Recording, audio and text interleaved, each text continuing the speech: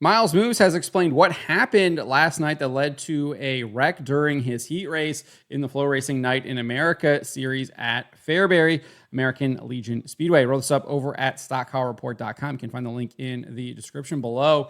And Moos looked like he was going to have a very competitive car last night. He started off the night with a solid 11th in qualifying in Group 2. That positioned him for a 4th place start in Heat 5 behind Daryn Klein, Ethan Dotson, and Tanner English. He made his way up to 3rd in his heat race with 9 laps to go, getting around Dotson and began to work on Klein, who was in 2nd behind English. On the next lap, Klein came down ever so slightly out of turn 2 and made contact with Moos. Moos's car immediately pulled to the left and went off the racing groove below the tractor tires. He then attempted to re-enter the track, but ended up spinning out in the middle of the track and getting hit first by Jake O'Neill, then Jaden Frame, and finally by Hunter Cohn. We can take a look at this right here. I shared this over on X. Myles Moos is in the number 26M car, and Klein is in this red and white number 10 car. By 3/10 of a second. Here comes Myles Moos to the Brett McKinnon Racing 26M. Down to the inside. Daryn Klein bangs off the wall. Myles Moos takes the short way around in 3 and 4. Oh, baby! And I think Myles Moos, maybe something got bent on the front of that race car. So there you go. That is what happened. It looks like his tires might have locked up there when he got into the mud and didn't really have anywhere to go, and then tried to get it back going once he got onto the racing surface, but ended up spinning it around and then got licked there. Obviously, first by Jake O'Neill, then Jaden Frame, and finally Hunter Cohn, giving him a little shot there at the end.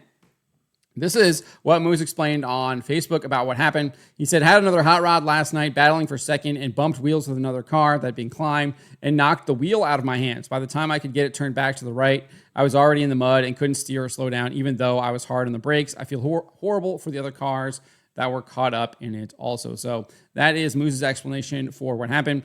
Additionally, he went on and thanked Rocket One's Mark Richards and his crew for helping put his Brett McKinnon racing car back together. He said, huge thank you to Mark Richards with Rocket Chassis for coming over and fixing our car. Brett McKinnon Racing and crew for giving me a badass race car to wheel and working their ass off, along with Jeff Dunham, who's here to help from California. Also, everyone who stopped by to make sure I was okay and lent a helping hand. We will get everything back together and be ready to go for tomorrow. Also, for the people who seem to wish bad things upon me, I hope one day you can find peace within your own life. I never wish anything bad to happen to anyone. Karma will get you one way or another.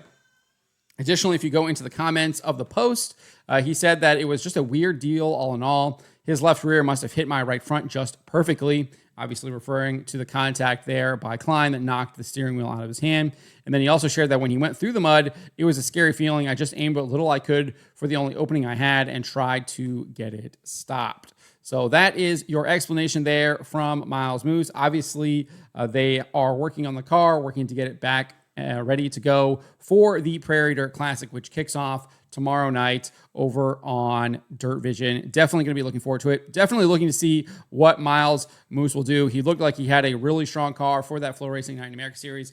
I really thought he could have potentially ran really well, got a top 10, maybe even competed for a top 5. Clearly was good enough to compete there for a podium finish in the heat race that he was in, potentially even win that heat race, working his way up from 4th. So definitely someone I'm going to be keeping my eye on as a potential dark horse to win. Obviously, there is a ton of competition with the Prairie Dirt Classic. Bobby Pierce clearly, I think, being the favorite given his win last night in pretty dominant fashion there, especially once they got into lap traffic, really kind of gapped Ricky Thornton Jr. there and pulled away, just had a little bit more maneuverability working through that traffic there. And then obviously Ricky talked about how he might have picked the wrong tires there, and his tires kind of gave up towards the end. So, but we shall see. Obviously, this is the cream of the crop here with the Prairie Dirt Classic. You've got the best of the best, but you also got a lot of these Illinois specialists like Myles Moos that can come and spoil things. And I think we got a little bit of a taste of that last night when we saw Dennis Erb Jr. kind of take the pole. We saw Ryan Unziker lead for a significant portion of the race last night, especially in the early parts before he got passed. So I definitely think it is a possibility to see some of these Illini guys here, these Land of Lincoln guys, maybe surprise someone. So we shall see. Obviously, the best driver in the country is a Land of Lincoln guy as well, that being Bobby Pierce. So I'm really looking forward to see what will happen. tomorrow night, obviously, and then obviously Saturday night with the Prairie Dirt Classic. But let me know what you guys make, what Myles Moos had to say here, and his explanation for what happened. Let me know in the comments below.